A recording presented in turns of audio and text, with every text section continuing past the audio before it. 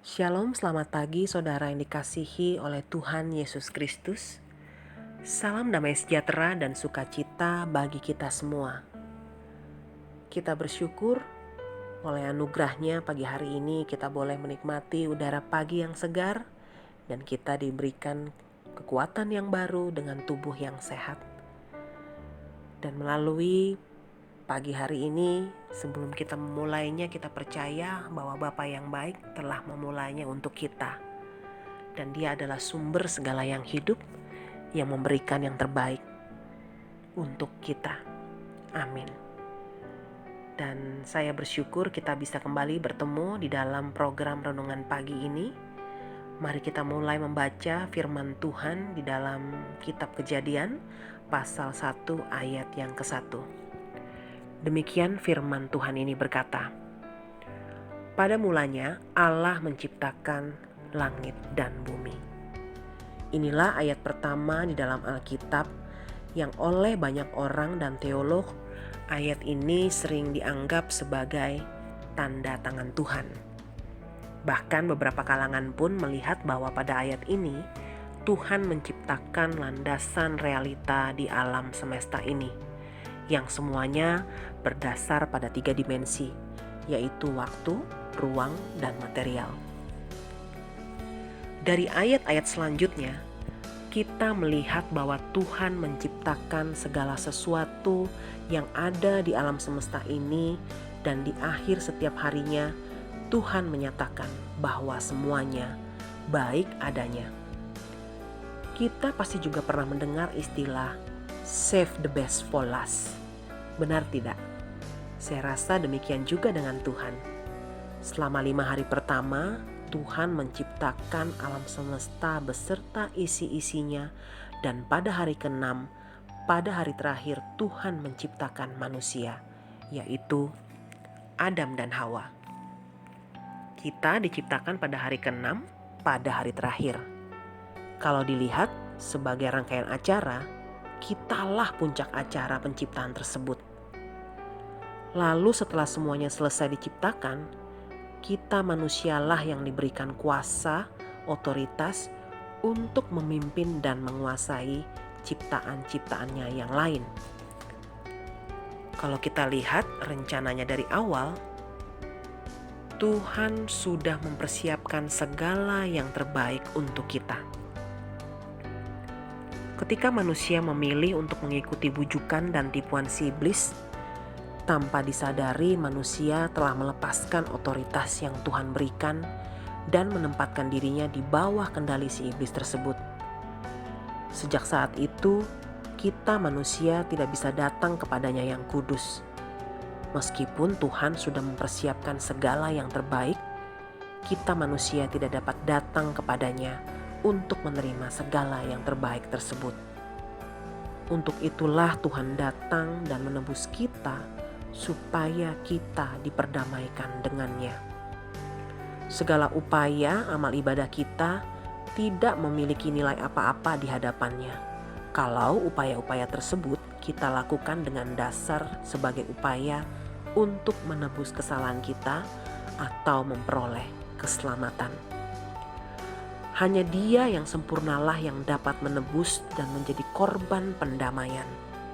Murkanya sudah Dia timpakan dan selesaikan pada anaknya sendiri, yaitu Yesus Kristus. Ketika pendamaian itu terjadi, tirai bait Allah terbelah dua. Maka kita semua orang, terlebih lagi kita yang berdosa ini, dapat datang dan bertemu langsung dengan Dia. Jika ketika Adam jatuh ke dalam dosa, semua manusia pun berada di dalam dosa. Maka ketika Yesus menebus dosa, maka semua manusia pun ditebusnya. Kita kembali ke kondisi awal seperti sebelum manusia jatuh ke dalam dosa. Tuhan pun bisa bersekutu dan berelasi dengan kita manusia. Maukah kita bersekutu dengannya? Dengan menerimanya masuk ke dalam kita, Dia ada di dalam kita dan kita pun ada di dalam Dia. kita menerima perkenanannya. Kita dibenarkannya. Dengan dibenarkannya, maka kita pun kembali berhak untuk datang dan menerima yang terbaik darinya. Kita berhak menerima damai sejahteranya yang melampaui segala akal manusia. Kita berhak untuk menerima hikmatnya, sehingga apapun tantangan atau masalah yang melanda, kita bisa melaluinya dengan berfokus kepadanya. Tidak ada kesalahan kita yang kita perbuat yang dapat memisahkan kita dari kasih-Nya. Kita sudah menjadi anak-Nya, sekali anak, kita tetap menjadi anak-Nya. Di dalam kitab Roma pasal ke-8 ayat 32, demikian firman Tuhan ini berkata, Ia yang tidak menyayangkan anaknya sendiri, tetapi yang menyerahkannya bagi kita semua, bagaimanakah mungkin Ia tidak mengaruniakan segala sesuatu kepada kita bersama-sama dengan Dia? Dan oleh karena itu, kita pun berhak kembali untuk menerima yang terbaik darinya. Amin. Mari kita berdoa. Bapa yang baik, terima kasih untuk cinta-Mu. Terima kasih untuk kasih setia-Mu di dalam hidup kami.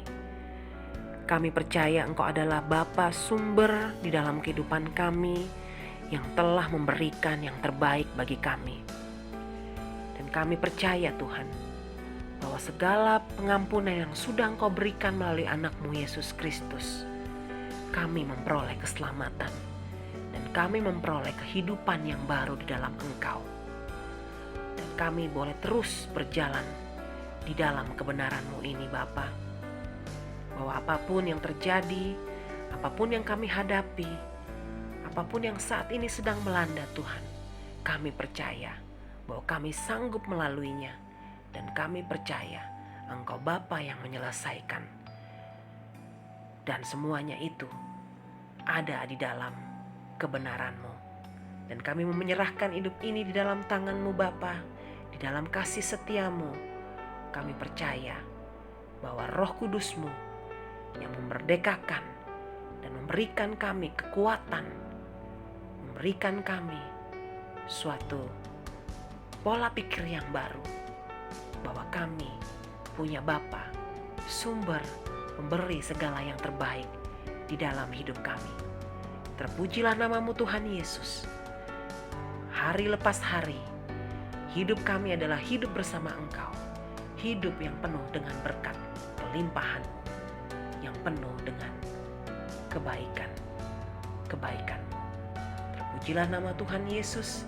Haleluya. Amin.